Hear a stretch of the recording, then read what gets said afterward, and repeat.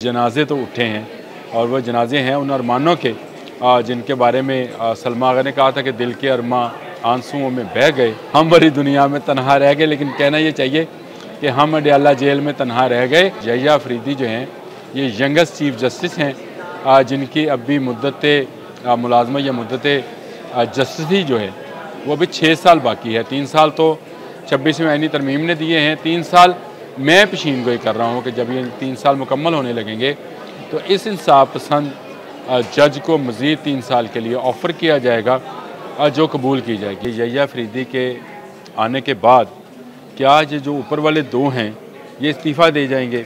मैं आपको अदलिया के हवाले से तो कुछ नहीं कह सकता, लेकिन फ़ौज में बहुत गयूर लोग होते हैं। जैसे ही कोई जूनियर को आर्मी चीफ बनाया जाता है तो जो सीनियर्स हैं वो रिज़ाइन करके घर चले जाते हैं। लेकिन देखना यह है कि अदलिया में ये रवायत कैसे बनती है।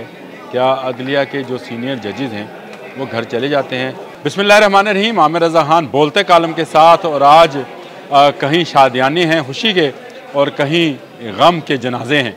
और गम के जनाजे कहाँ पे हैं और खुशी के शादियाने कहाँ पे हैं ये भी बताऊँगा। लेकिन इसके साथ साथ खुशखबरी ये है कि बिजली सस्ती और सस्ती होने जा रही है और ये सब यहिया अफरीदी के आने के बाद हो रहा है। बहुत सारी खुशखबरियाँ हैं। सबसे पहली खुशखबरी तो ये भी है कि स्टॉक एक्सचेंज जो है उसने एक और हद अबूर कर ली है, यानी बुलंदी की तरफ मज़ीद जो है वो गामज़न है। 86,464 के पॉइंट्स के साथ इस ने शुरू हुआ और इसमें बढ़ावा जो है वो आता चला जाएगा। इसके साथ साथ जो है यहिया अफरीदी जो हैं वो अगले 6 साल के लिए चीफ जस्टिस, शायद आप इस बात को मजाक समझे कि 26वीं आईनी तरमीम के बाद तो 3 साल के लिए चीफ जस्टिस ने आना है।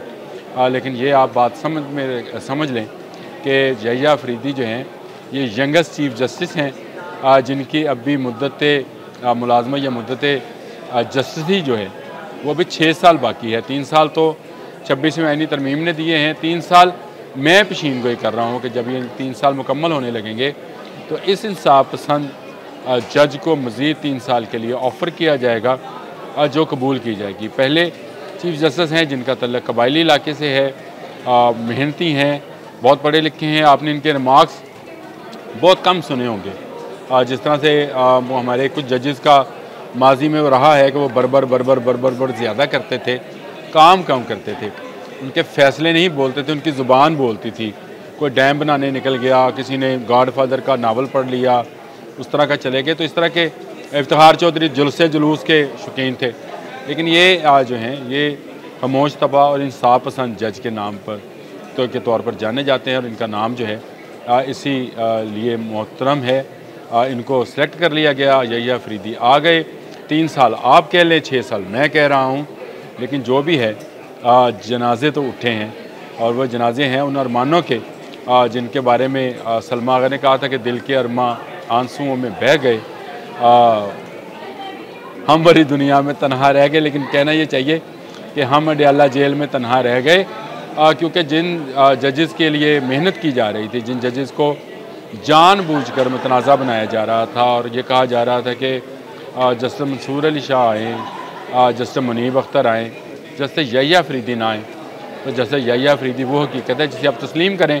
उन्होंने मुलाकात भी कर ली आउट गोइंग चीफ जस्टिस काजी फ़ायज़ ईसा से और वो तैयार हैं 26 तारीख को अपने ओहदे का हलफ उठाने के लिए।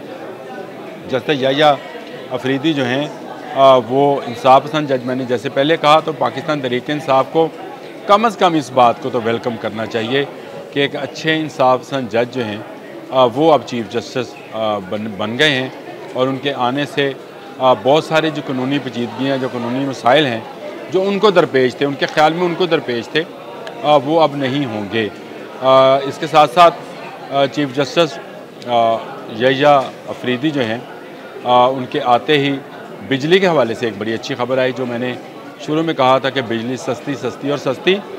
नेपरा को जो है सेंट्रल पावर डिवीज़न ने जो है 71 पैसे फ़ी यूनिट बिजली सस्ती करने की दरख्वास्त की है। उन्होंने बताया है कि अब जो बिजली बन रही है उसमें लागत कम हुई है और आपको पता है जिस तरह से ऑयल की कीमतें कम हुई थी तो लागत में भी कमी आई। तो 71 पैसे, इसको मामूली मत जानिएगा, ये पर यूनिट 71 रुपये है और 71 पैसे है और ये कम होते होते मज़ीद कम इसलिए होगी कि गवर्नमेंट जो है उन IPPs के ख़िलाफ़ जो कि बिजली बनाएं या ना बनाएं मुआहदे के तहत उनको पैसे देने पड़ते हैं, उस हवाले से सुप्रीम कोर्ट में जा रही है।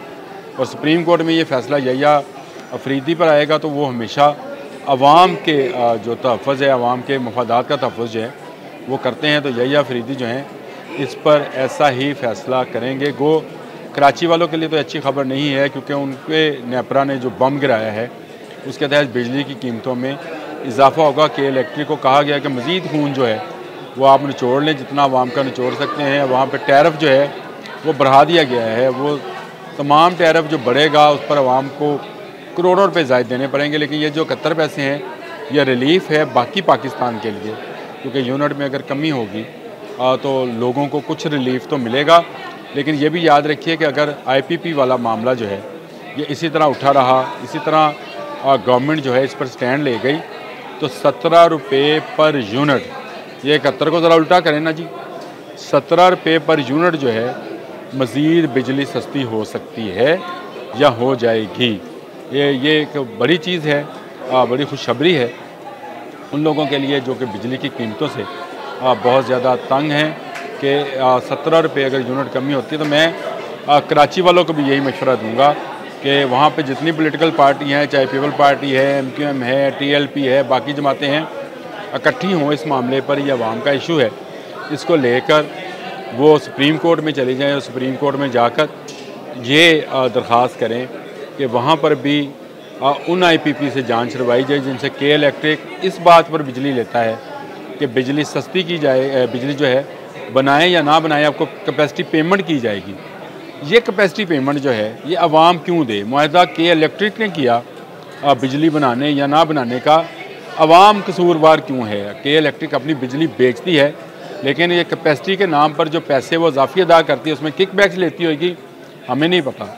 हो सकता है किकबैक्स ना लेते हों, लेकिन उम्मीद यही है कि बहुत सारे पाकिस्तान में जो अफसरान हैं वो उनका चलन यही है कि वो किकबैक्स लेते हैं इस तरह के मुआहदों में। तो ये किकबैक्स का जो खमियाजा है वो अवाम क्यों भुगते, अवाम को इससे बचाए। मैं यहिया अफरीदी साहब जो नए चीफ जस्टिस ऑफ पाकिस्तान हैं उनसे भी दरख्वास्त करता हूँ। अब एक और मामला है, वो मामला ये है कि जूनियर जज हैं यहिया अफरीदी, वो उन 3 सीनियर जजेज़ में सबसे जूनियर थे। सबसे बड़े जो मंसूर अली शाह थे उनका नाम पार्लिमानी कमेटी ने नहीं दिया। उसके बाद जस्टिस मुनीब अख्तर थे, उनका नाम भी पार्लिमानी कमेटी ने दिया। तीसरे नंबर पर यहिया अफरीदी थे। और ये यहिया अफरीदी के आने के बाद क्या ये जो ऊपर वाले 2 हैं ये इस्तीफ़ा दे जाएंगे? मैं आपको अदलिया के हवाले से तो कुछ नहीं कह सकता, लेकिन फ़ौज में बहुत गयूर लोग होते हैं, वो बागैरत होते हैं। वो जो हैं जैसे ही कोई जूनियर को आर्मी चीफ बनाया जाता है तो जो सीनियर्स हैं वो रिज़ाइन करके घर चले जाते हैं और उनका मकसद ये होता है कि उन्हें अपने जूनियर को सलूट ना करना पड़े। ये एक रवायत है जो ब्रिटिश एरा से चली आ रही है और ये शायद उससे भी पहले की हो, लेकिन मुझे ब्रिटिश एरा में ही जो फ़ौजी हमारा निज़ाम है उसी सिस्टम के तहत चलता है कि अगर जूनियर आ जाए तो सीनियर्स घर चले जाते हैं। लेकिन देखना यह है कि अदलिया में ये रवायत कैसे बनती है।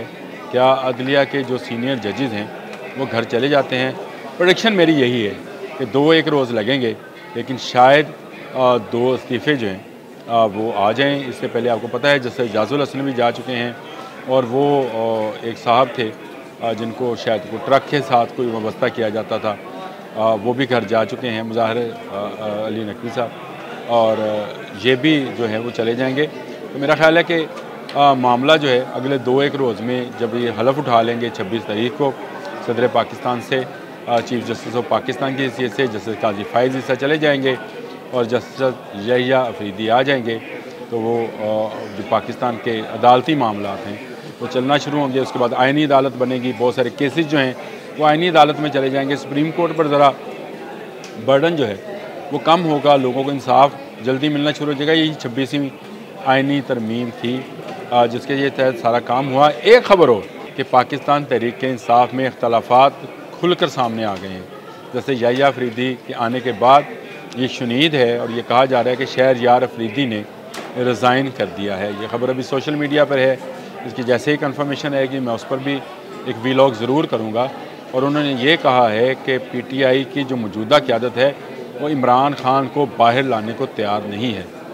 इस पर मुझे याद आया कि वकील जो हैं वो कभी ऐसी बेवकूफ़ी नहीं करते कि अपने फंसे हुए क्लाइंट को वो ऐसे आसानी से निकलने दें, क्योंकि उसी से तो उन्होंने पैसे बनाने होते हैं, उसी से उन्होंने जो है फ़ीस लेनी होती है। और आज एक रिलीफ भी मिला है बुशरा बीबी को कि तोशाखाना केस में उनको ज़मानत मिली है इस्लामाबाद हाई कोर्ट से।